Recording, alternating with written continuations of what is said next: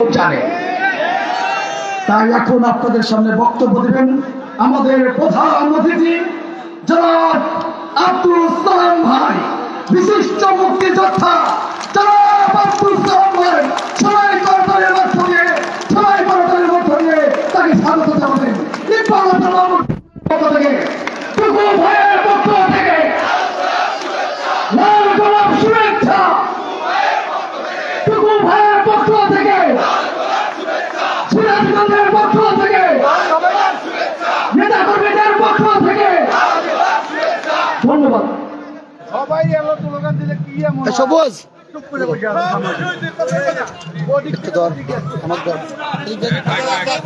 আছে সিরাজগঞ্জ জেলা বিএনপি আজকের এই কর্মী সভা বলবো না জনসভা বলবো? জনসভা গেছে ভাই, কর্মী সবাইকে জনসভায় রূপান্তরিত হয়েছে। আজকের এই সভার সংগ্রামী সভানেত্রী আমাদের নেতা, বিএনপি স্থায়ী কমিটির অন্যতম সদস্য জননেতা ইকবাল হাসান মাহমুদ টুকুর, সুযোগ্য সহধর্মিনী রুমানা মাহমুদ, জেলা বিএনপির সাধারণ সম্পাদক বাচ্চু,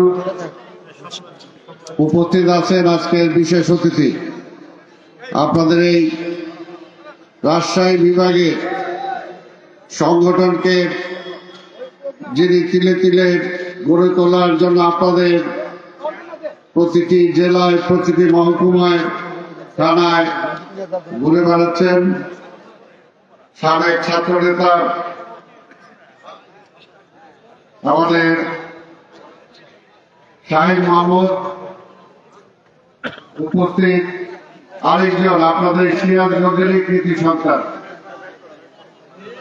যিনি বাংলাদেশের সর্ববৃহত্তম ছাত্র সংগঠনের সাধারণ সম্পাদকের দায়িত্বে ছিলেন, বর্তমানে বিএনপির কেন্দ্রীয় নির্বাহী কমিটির যুগ্ম সাংগঠনিক সম্পাদকের দায়িত্বে আছেন সে আলিম সহ অন্যান্য নেতৃবৃন্দ, সমবেত ভাই ও বোনের আসসালামু আলাইকুম। আমি জানি যে আজকের এই সকাল থেকে আপনারা প্রচন্ড এই রোদকে উপেক্ষা করে এখানে বসে আছেন কিছু কথা শোনার জন্য। ইতিমধ্যে শাহিন মাহমুদ আলিম আপনাদের সামনে বক্তব্য দিয়েছেন। আমি শাহিন শকত বক্তব্য দিয়েছেন, আমি অল্প কিছু বলে আমার বক্তব্য শেষ করার চেষ্টা করব। স্বাগত বন্ধুগণ, আজকে দেশের একটা পরিবর্তন হয়েছে। গত 17 বছর এইরকম কর্মী সভা কি আমাদের করা সম্ভব ছিল?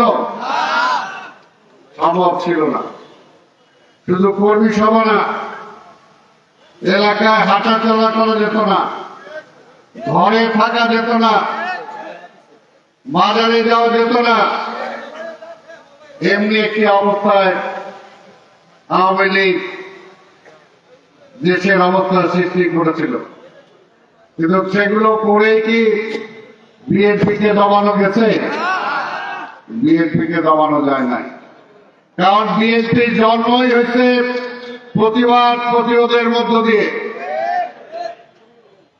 এই দেশকে বাঁচানোর জন্য, গণতন্ত্রকে বাঁচানোর জন্য, স্বাধীনতা রক্ষা করার জন্য এই বিএনপির জন্ম হয়েছে।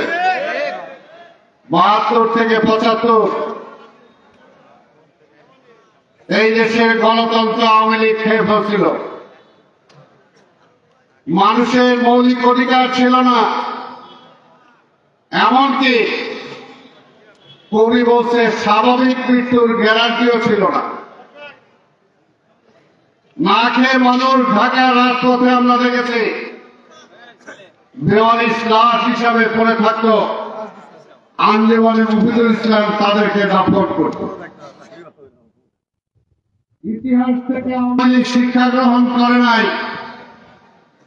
যদি করত তাহলে গত 15 বছরে সে আগের মতোই অত্যাচার, নিপীড়ন, নির্যাতনের পথ তারা বেছে নিত না।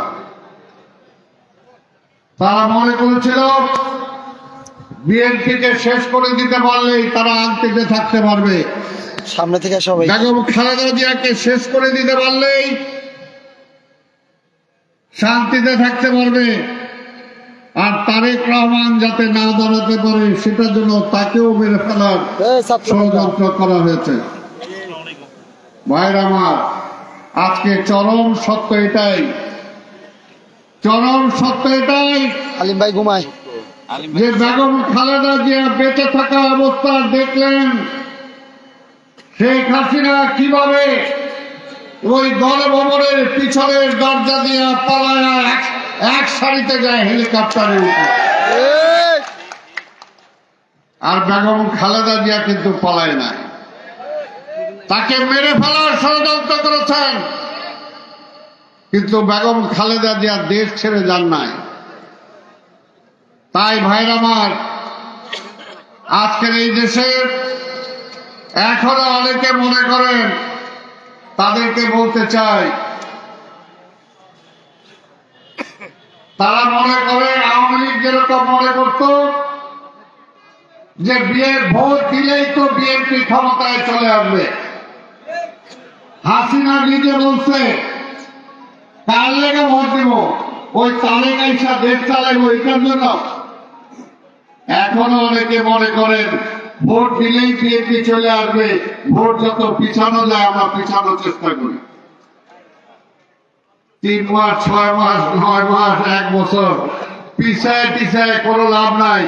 যখনই নির্বাচন হবে বিএনপি বিপুল ভোটে জয়লাভ করবে। বিএনপির পরীক্ষা দিতে দিতে বিএনপির নেতা কর্মীরা এই পর্যন্ত আসে। যেটা একটু আগে বললাম, শাহীন সরকার কিছুটা বলার চেষ্টা করেছে। এই সিরাজগঞ্জে আপনারা দেখেছেন বেগম খালেদা জিয়ার জনসভাকে কেন্দ্র করে কি অবস্থা করেছিল আওয়ামী লীগ। চলন্ত ট্রেনের মধ্যে আগুন দিয়ে আওয়ামী লীগ সেই মামলায় আমাদের বিএনপির নেতা কর্মীদেরকে কিভাবে শাস্তি দিয়েছিল